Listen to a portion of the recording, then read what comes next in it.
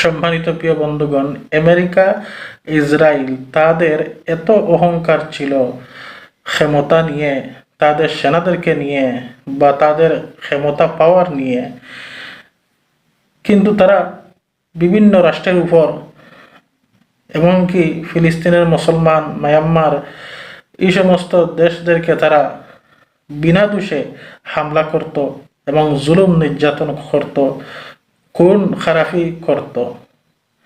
কিন্তু আল্লাহ ছাড় দেন, কিন্তু ছেড়ে দেন না।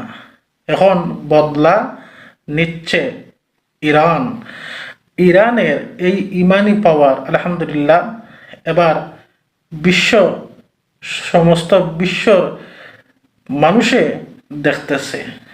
সম্মানিত প্রিয় বন্ধুগণ, আমেরিকা ডোনাল্ড ট্রাম্প প্রেসিডেন্ট, তিনি খুব গর্ব করে বলতেন যে আমার সেনারা এই করতে পারে, সেকেন্ডের সাথে একটা দেশ মাটির সাথে মিশিয়ে দিতে পারে, এই করতে পারে, সেই করতে পারে। কিন্তু আজ কোথায় তারা?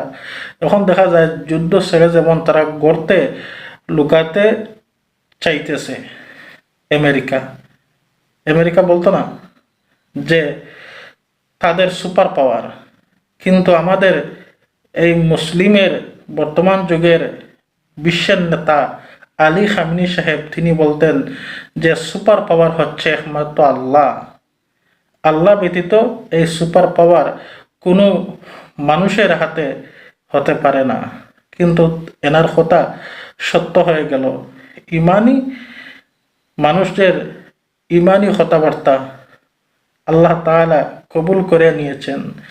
দেখবেন আলহামদুলিল্লাহ ইরান জয়লাভ করবে এবং গোটা মুসলমান জগৎ ইনশাল্লাহ জয়লাভ করবে। আজ হোক কাল হোক, দেখবেন গোটা বিশ্ব একদিন মুসলমানদের নেতৃত্বে আসবে ইনশাল্লাহ।